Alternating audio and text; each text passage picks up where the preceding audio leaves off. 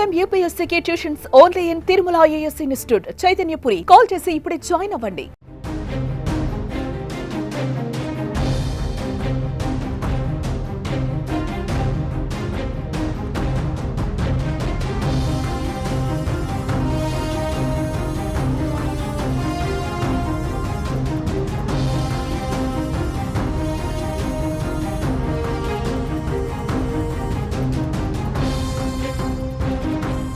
పాకిస్తాన్పై యుద్ధానికి సమయం ఆసన్నమైంది. ఈ రోజే పాకిస్తాన్పై ఎటువంటి చర్యలు తీసుకోవాలో కేంద్రం పూర్తి స్థాయిలో నిర్ణయం తీసుకునే అవకాశం కనిపిస్తుంది. పాకిస్తాన్పై యుద్ధం చేయడానికే భారత్ సిద్ధంగా ఉన్నట్టు అర్థమవుతోంది. నిన్న ఆర్మీకి ఫుల్ ఫ్రీ హ్యాండ్ ఇచ్చిన ప్రధాని మోదీ ఇవాళ కీలక పొలిటికల్ అఫైర్స్ కమిటీ సమావేశం నిర్వహించబోతున్నారు. Cabinet committee for political affairs committee ఇవాళ ప్రధాని మోదీ నివాసంలో భేటీ కాబోతుంది. ఈ భేటీలో హోంమంత్రి అమిత్ షాతో పాటు రక్షణ మంత్రి రాజ్నాథ్ సింగ్, అలాగే ఆర్థిక మంత్రి నిర్మలా సీతారామన్, పీయూష్ గోయల్, రోడ్డు రవాణా మంత్రి నితిన్ గడ్కరీ పాల్గొనబోతున్నారు. ఈ సమావేశంలో పొలిటికల్ నిర్ణయం తీసుకునే అవకాశం కనిపిస్తోంది. ఇప్పటికే ప్రధాని నివాసంలో సిసిఎస్ మీటింగ్ కొనసాగుతోంది. క్యాబినెట్ కమిటీ ఫర్ సెక్యూరిటీ సమావేశం కొనసాగుతుంది. ఈ సమావేశంలో తీసుకునే నిర్ణయాల్ని పొలిటికల్ కమిటీలో, అడ్వైజ్ కమిటీలో, సిసిపిఏలో వివరించే అవకాశం కనిపిస్తోంది. సిసిపిఏ తీసుకునే నిర్ణయం పాకిస్తాన్కి ఇంకా ఎటువంటి చర్యలు తీసుకోవాలో నిర్ణయించబోతుంది. సిసిపిఏ సమావేశం తర్వాత పాకిస్తాన్పై చర్యలు మొదలయ్యే అవకాశం కనిపిస్తుంది.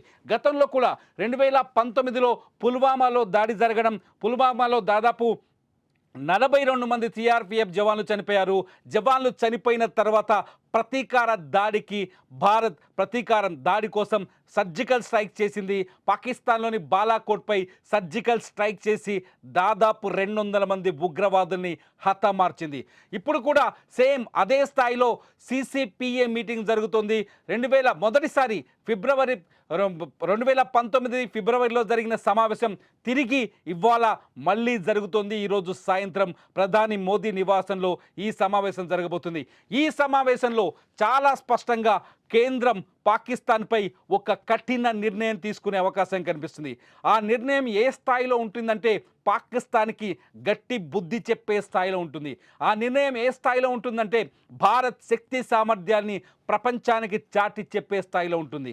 ఆ నిర్ణయం ఏ స్థాయిలో ఉంటుందంటే భారత్ శత్రు దేశాల వెన్నులో వణుకు పుట్టించే విధంగా ఉంటుందని అర్థమవుతుంది.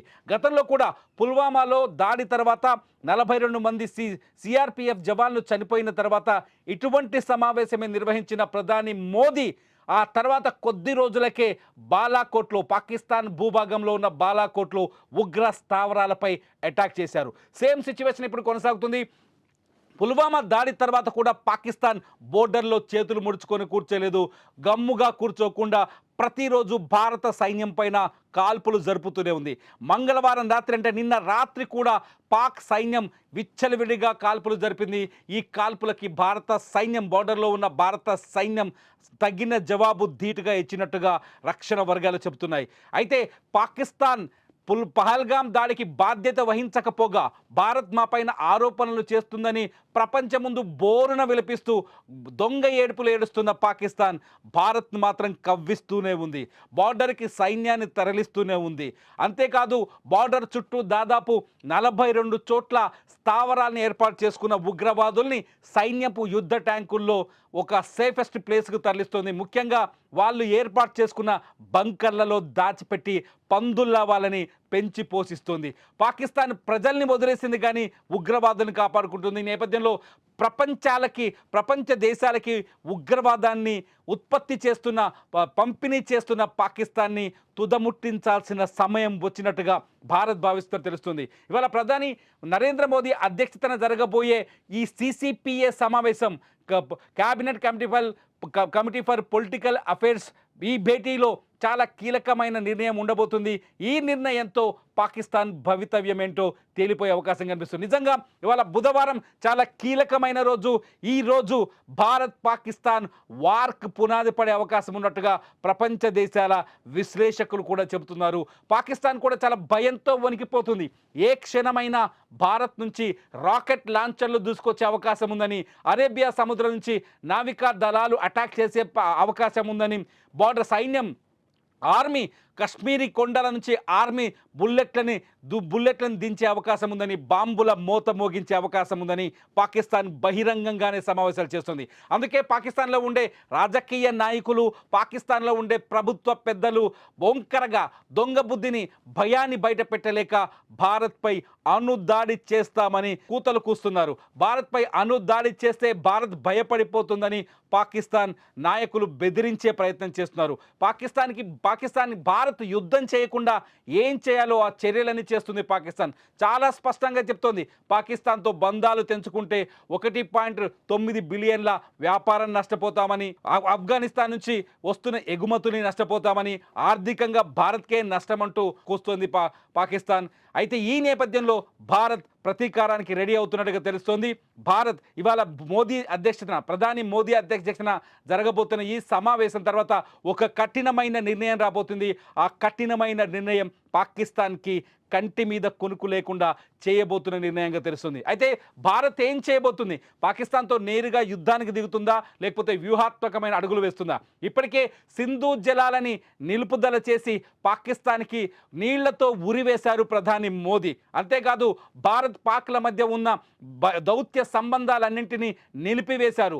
పాకిస్తానీలు ఒక్కరు కూడా భారతదేశంలో ఉండటానికి వీల్లేదంటూ ఆర్డర్ వేశారు. పాకిస్తాన్ విమానాలని భారత గగనతలంలోకి రాకుండా అడ్డుకోవాలని కీలక నిర్ణయం తీసుకున్నారు. మొత్తంగా అన్ని విధాలుగా, అన్ని రకాలుగా అష్టదిగ్బంధనంలో పాకిస్తాన్ ఇరికించారు ప్రధాని మోదీ. అష్టదిగ్బంధనం తర్వాత ఇవాళ కీలకమైన నిర్ణయం తీసుకునే అవకాశం కనిపిస్తుంది. ఇది యుద్ధం వైపే వెళుతుందని ప్రతి ఒక్కరూ అంచనా వేస్తున్నారు. పాకిస్తాన్పై ఇవాళ రాత్రికో లేకపోతే రేపో ఖచ్చితంగా ఒక భయంకరమైన దాడి జరగబోతుంది. ఇండియన్ ఆర్మీ కావచ్చు, ఇండియన్ నేవీ కావచ్చు, ఇండియన్ ఎయిర్ ఫోర్స్ కావచ్చు, ఈ త్రివిధ దళాల్లో ఏదో ఒక దళం పాకిస్తాన్ పైన విరుచుకుపడే అవకాశం మాత్రం చాలా స్పష్టంగా కనిపిస్తుంది. ఇది సిసిపిఏ మీటింగ్ తర్వాత, ప్రధాని మోదీ నిర్ణయం తర్వాత ఈ డెసిషన్ వచ్చే అవకాశం కనిపిస్తుంది. ఎందుకంటే ఇప్పటికే ప్రధాని మోదీ ఆర్మీకి ఫ్రీడమ్ ఇచ్చారు. ఆర్మీ ఎప్పుడు ఎక్కడ ఏం చేయాలో, ఏ టైంలో చేయాలో ఆర్మీ చేస్తుందంటూ దేశ ప్రజలకు ధైర్యాన్ని, శక్తిని, సామర్థ్యాన్ని పంపిణీ చేశారు ప్రధాని మోదీ. పహల్గామ్లో అమాయకులైన 26 మంది భారతీయులని చంపి వాళ్ళ మతాన్ని అడిగి వాళ్ళ రక్తాన్ని కళ్ళ చూస్తే ఈ దేశం ఊరికే ఉంటుందా? ఈ దేశం మీ అంతం చూస్తుందంటూ బీహార్ వేదిక మీదుగా హెచ్చరించిన రోజే మోదీ డిసైడ్ అయినట్టుగా తెలుస్తోంది. పాకిస్తాన్పై ప్రతీకారం తీర్చుకునే సమయం వచ్చినట్టుగా. ఇప్పటికే దేశ సరిహద్దుల్లో ఆర్మీ ప్రకటించింది, ఎటువంటి సిచ్యువేషన్ అయినా ఎదుర్కొంటాం, ఎటువంటి సిచ్యువేషన్ అయినా విజయం మనదే అని. నేవీ ప్రకటించింది, ఎటువంటి సిచ్యువేషన్ అయినా, ఏ పరిస్థితుల్లో అయినా విజయం సాధించి తీరుతామని.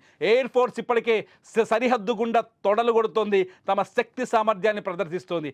పాకిస్తాన్ ఆయుధ బలగం కావచ్చు, ఆర్మీ బలగం కావచ్చు, అణ్వాయుధాలు కావచ్చు, భారత్ ముందు పనికిరావనే సందేశాన్ని ఇక్కడి మన త్రివిధ దళాలు కూడా పంపిస్తున్నాయి. ఏదేమైనా భారత్ పాకిస్తాన్ల మధ్య యుద్ధ వాతావరణం ఏర్పడింది.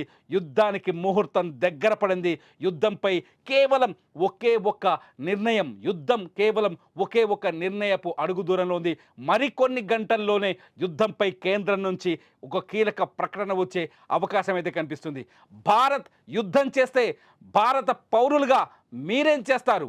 భారత్ పాకిస్తాన్తో పోరాడితే భారతీయులుగా మీరేం చేస్తారు? మీలో రగులుతున్న ప్రతీకారానికి ఎటువంటి సమాధానం చెప్పాలి పాకిస్తాన్కి? ఈ వీడియో కింద కామెంట్ చేయండి. చూస్తూనే ఉండండి సుమన్ టీవీ.